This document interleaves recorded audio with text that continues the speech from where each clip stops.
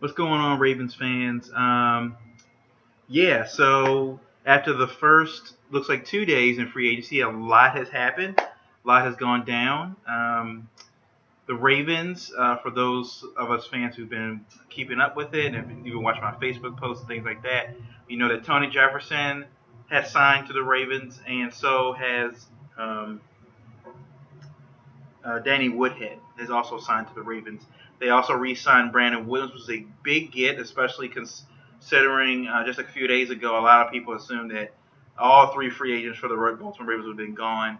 As we all know, Kyle Juszczyk went to San Francisco. They made him the highest paid fullback ever in NFL history. So for that price, there's no way the Ravens are paying that kind of money for a fullback. I'm sorry, especially considering they were only one of the few teams, maybe three teams in the NFL that actually still had the fullback on their team.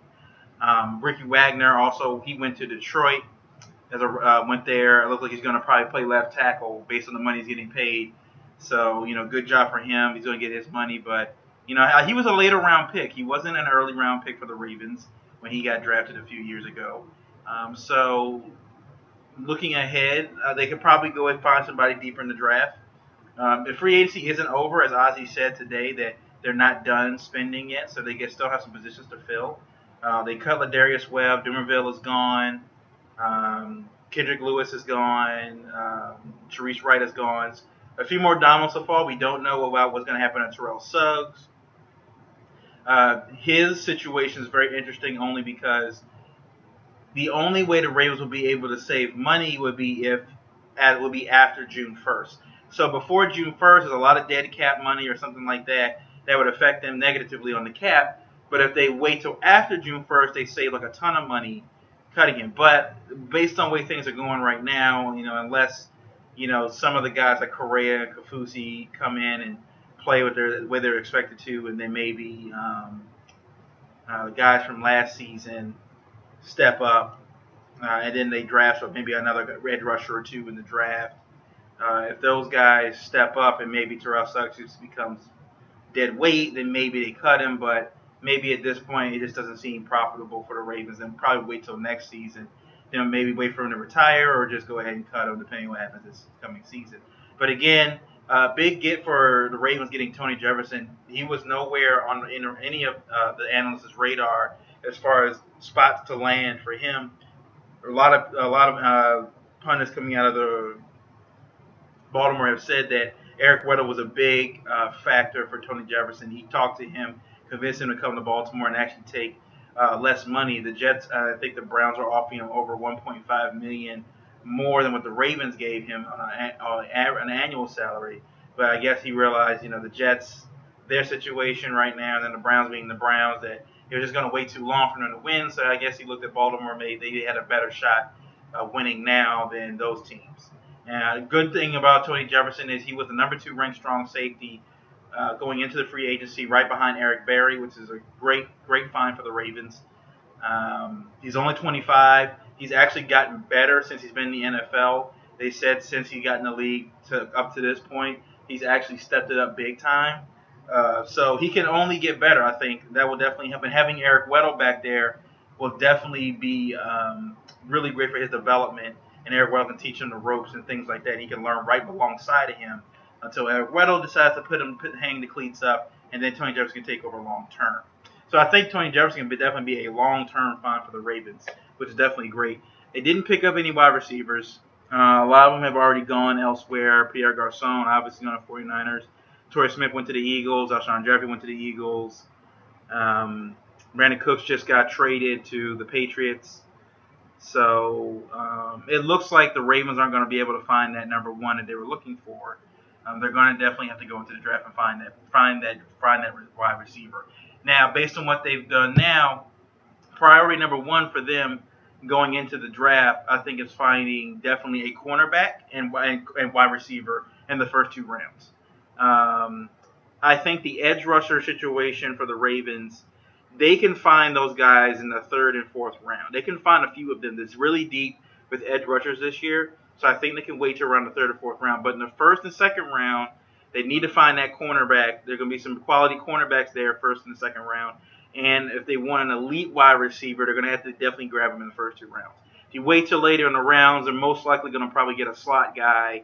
Maybe not a guy that turns out to be anything, but who knows? Antonio Brown was a 6th-round draft pick, and look where he is now.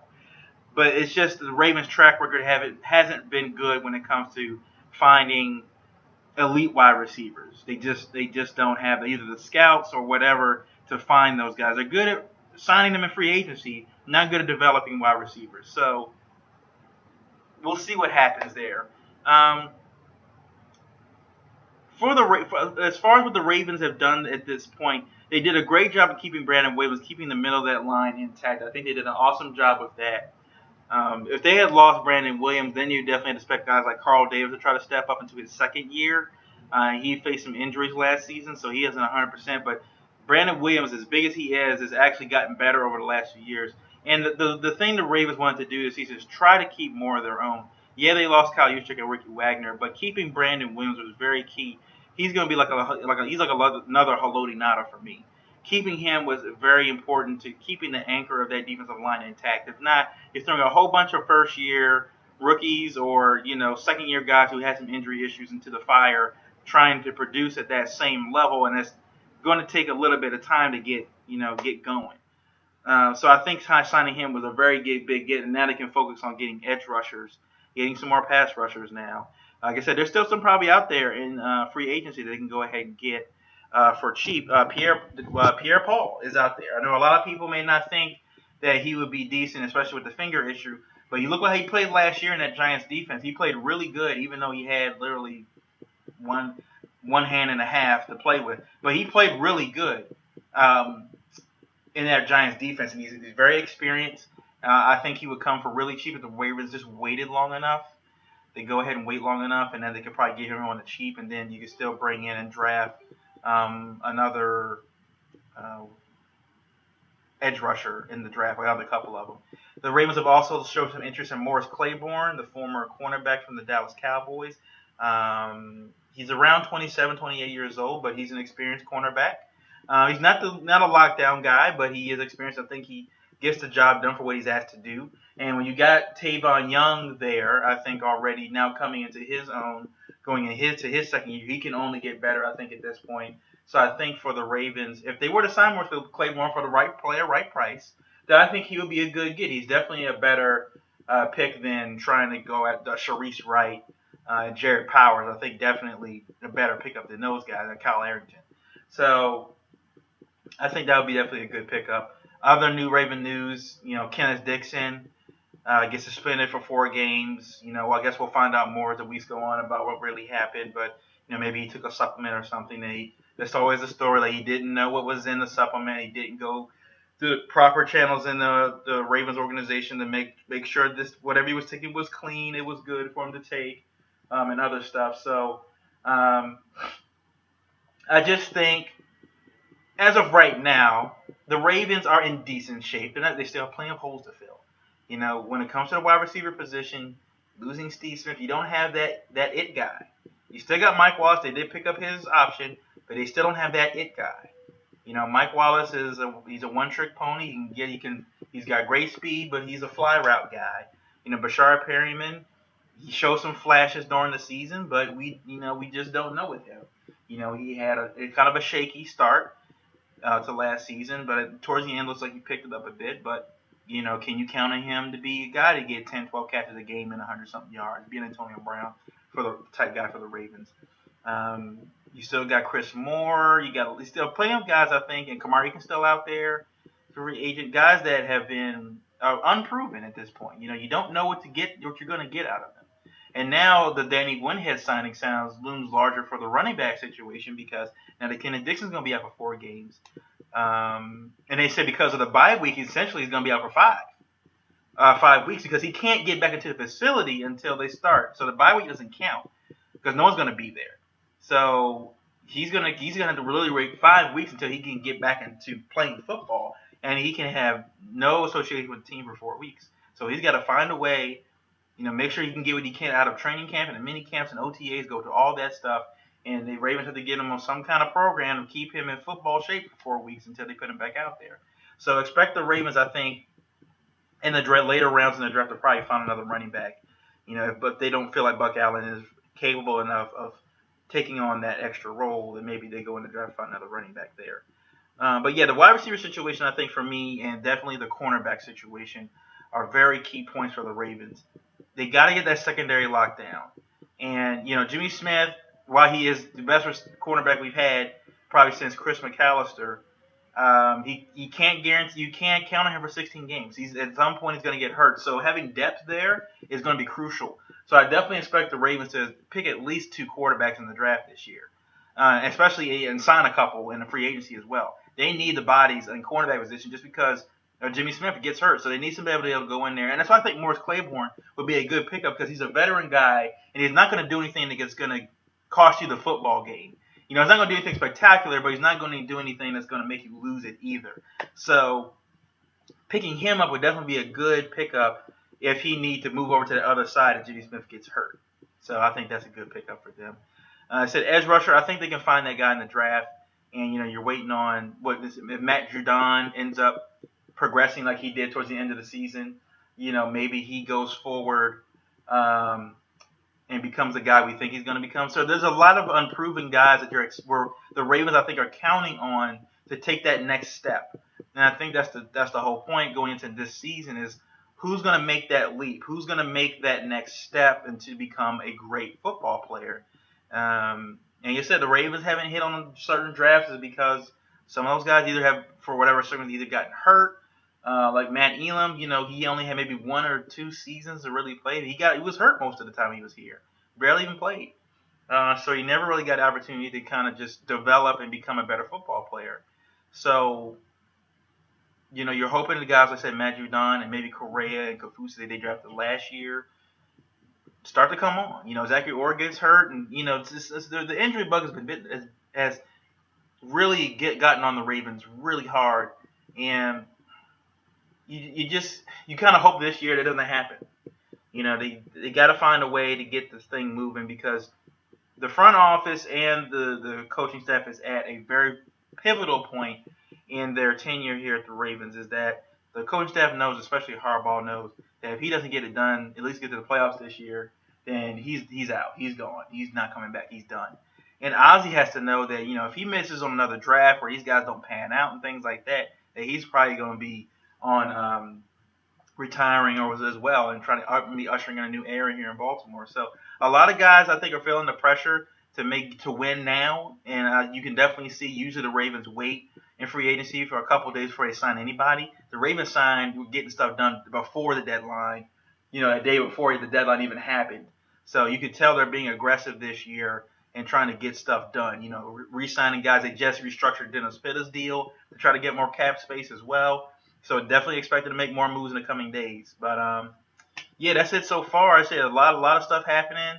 The Redskins situation is crazy right now. They just fired their GM. He's had some drinking issues. So I don't want to talk bad about him. I just hope that he gets the help that he needs going forward and just kind of stay away from football and all this and work in general and focus on getting himself right.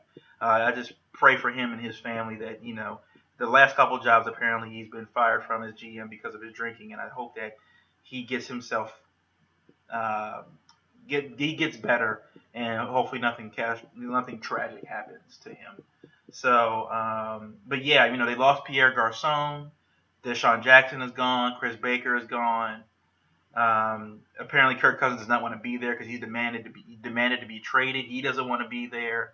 So you got now. A lot of people, like I said, they assume the free agency is business time. Guys are trying to get money and everything like that. But maybe when mini camp hits and things like that, the guys will stay focused and be focused on the task at hand. But you have to believe that that has to be in the back of the minds of the coaches and the front office that you got a quarterback that doesn't want to be here. And long term, going down the line, that he's probably not going to sign next season. Regardless of what happens, he probably doesn't sign with the Redskins next year. He's lost a lot of guys, hadn't gained really anything out of it, anything back. They're probably to go into the draft and find some guys. You're hoping on Josh Doxson coming off of an Achilles injury that he becomes 100%. And I think you're hoping on Jamison Crowder, but he's not a number one type receiver. He's a slot guy. So Yeah, I just think that the Redskins are moving down. The Cowboys are moving up. It's Dak's world now. Romo's gone. But potentially gone. He hasn't been released officially yet, but it looks like he's going to probably get traded or something. So it's Dak's world, definitely for sure. But in the NFC East, you have to look at. I think the Eagles are going to be up because they got two dynamic wide receivers and Alshon Jeffrey and Torrey Smith. They got some guys that can actually catch the football.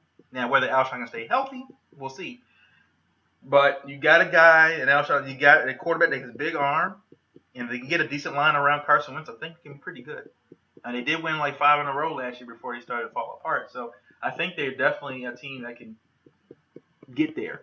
The Giants just got Brandon Marshall, so you're thinking about Brandon Marshall and Odell Beckham together. Man, that's going to be that 1-2 punch for the Giants is going to be massive. So you see that the other teams in the NFC East have gotten better. The Redskins, on the other hand, have not. They've lost a lot of vital pieces, and then whether they can gain them back in the draft and free agency or not remains to be seen. With a lot of influx now going, with a lot of problems going on in the front office with the Redskins right now, it's kind of hard to bring in a player that's like, do you want to come to a situation now that this chaotic? You got a quarterback, a franchise quarterback that doesn't want to be there. You got a franchise guy that doesn't want to be there, and you don't have a GM, you don't have a general manager. Bruce Allen's pretty sure he's getting a lot of phone calls right now from Dan Snyder, like what the heck is going on. So, but that's a little spiel for right now. For the most part, I guess I'll cover the AFC North real quick before I go, just because I covered the NFC East. The Bengals didn't really do too much today. I mean, the last couple of days, they kept Dre Kirkpatrick, but they lost Whitworth, their left tackle, so he's gone. The Cleveland Browns, they signed, looks like they're short of their offensive line right now. And if you didn't read about the Brock Osweiler thing, that thing is nuts. They essentially paid $60 million for a second round pick because they're going to release him, and they're going to release RG3, so they're still going to probably draft Mitch Trubisky out of North Carolina on the draft to get their franchise quarterback. So they've signed a few guys. The Steelers they've been pretty quiet. I haven't heard anything out of them. They pretty much stayed pat.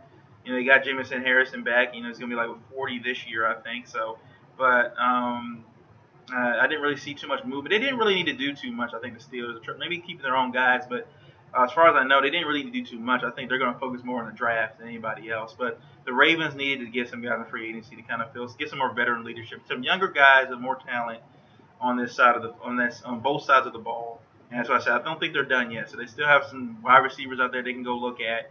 Definitely some cornerbacks we look at. And maybe you get an edge rusher here or there in free agency before you hit the draft. But that's my little spiel for right now. Please leave the comments below. Please subscribe to my page. I will be doing these. Like I said, football season is back, full force. And, as more stuff happens with the Ravens and around the NFL, I'll keep you guys posted and give you my little analysis and just keep it rolling. And I'm going to have probably this year, definitely going to have some more guests either through Skype or whatever, Google Hangouts to do some videos and get some opinions from other people, other Ravens fans, other football fans about what's going on. But anyway, that's my little video, and I'll see you guys later. Peace.